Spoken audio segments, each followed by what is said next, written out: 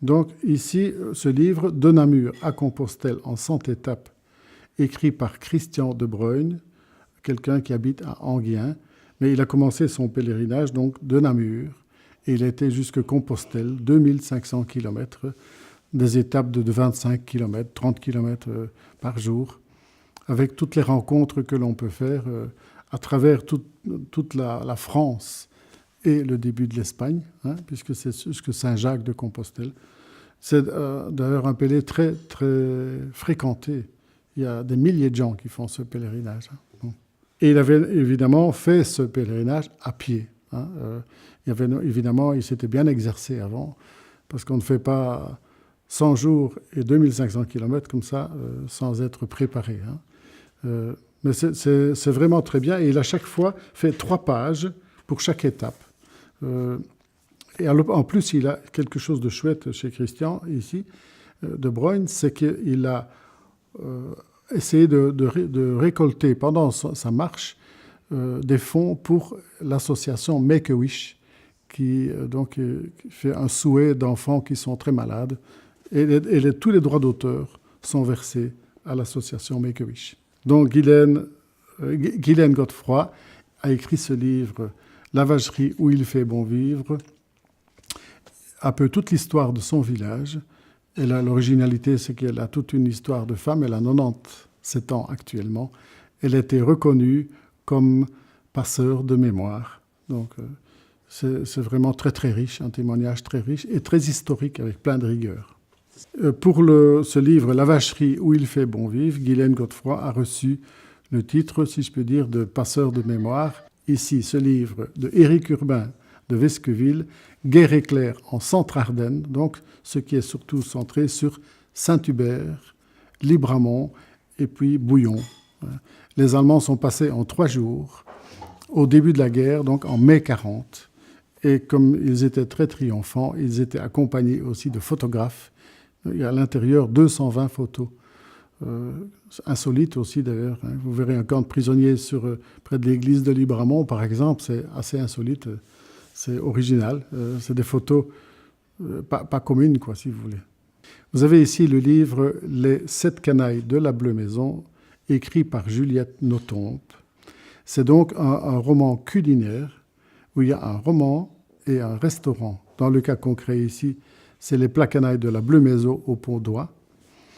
Et donc, voilà, c'est ça l'originalité. C'est qu'il y a des recettes en fin de livre dans chaque roman que nous avons édité. Ceci est le 5e d'une collection. Voilà, simplement. Vous avez ici le livre de Roger Marquet, très connu à Bastogne, qui a fait un livre, il a appelé « Piège pour un tankiste ». Il a rassemblé le témoignage de plusieurs tankistes sur la tête d'un seul homme, si je puis appeler ça, où on accompagne le tankiste américain depuis la Normandie, hein, depuis le débarquement jusqu'à Bastogne, où son char a explosé, si je puis dire, à Noville. Il n'en est pas mort, lui en est sorti vivant. Et cette photo du livre, donc, on le voit, c'était à minuit, donc ils ont refait la photo le lendemain matin devant la chapelle de Noville. Mais bon, ce qui est bien, l'originalité de ce livre, c'est dans le titre « Piège pour un tankiste ». Donc, on accompagne au long de la bataille des Ardennes une équipe, ils sont 6 personnes dans le tank, et on a les joies et les trouilles avec eux, hein, simplement. Voici donc le livre d'un simple regard, écrit par un jeune, Louis Escouflair. C'est le premier d'une collection Jeunes auteurs. Ça veut dire que je me suis associé en tant que maison d'édition avec une fondation qui s'appelle la Fondation Laure Nobels, où notre but est d'encourager des jeunes à écrire. Et celui qui gagne le concours, si je puis dire, est édité. Et dans ce cas concret, j'ai apprécié l'expérience de la sortie de ce livre parce que Louis Escouflair, il avait donc 18 ans, il est parti comme beaucoup de jeunes. Il est en Australie pour l'instant. Dans le Rotary International fait des échanges étudiants.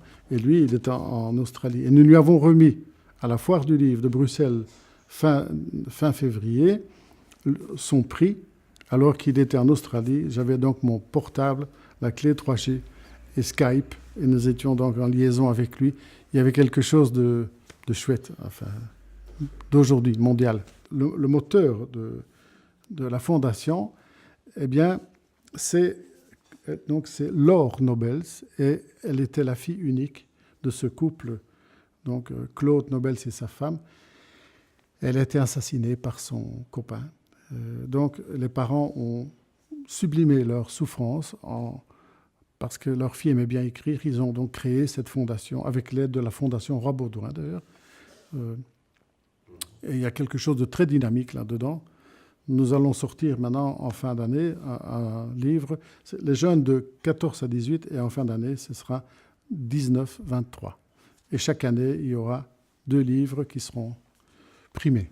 Voici le livre d'Armand Henrion, Bellegarde, le tome 1, Les Promesses, où c'est l'histoire d'une jeune dame, Adèle, qui part de Bertry et qui va vivre au Canada. C'est vraiment une très très belle histoire. Et j'ai reçu, il y a 2 jours, le manuscrit avec le tome 2.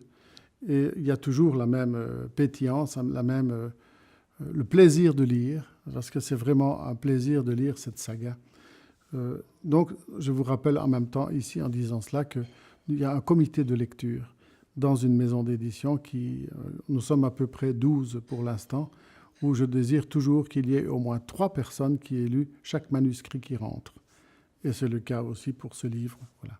Mais le rêve de tout éditeur, c'est évidemment que ce livre ait des succès, et qu'il y en ait certains en tout cas, qui soient bien connus et qui se vendent, évidemment. Parce qu'un éditeur, il prend, je rappelle quand même cette règle fondamentale, un éditeur, il prend en charge tous les frais. Tous les livres sont écrits à compte d'éditeur. Donc, c'est beaucoup d'argent en jeu, hein, très, très terre à terre. Hein. Donc, c'est quand même intéressant que les livres se vendent. Hein, voilà. Et donc, dans ce cas concret de Bellegarde, c'est bien parti. Hein. Il y a quand même des livres. Il y a la vente, il y a aussi la rencontre des auteurs. C'est quand même intéressant. Et la rencontre des clients, des lecteurs, notamment lors des foires, comme la foire du livre qui vient de se terminer. Au mois de novembre, ce sera la foire du livre de Mons.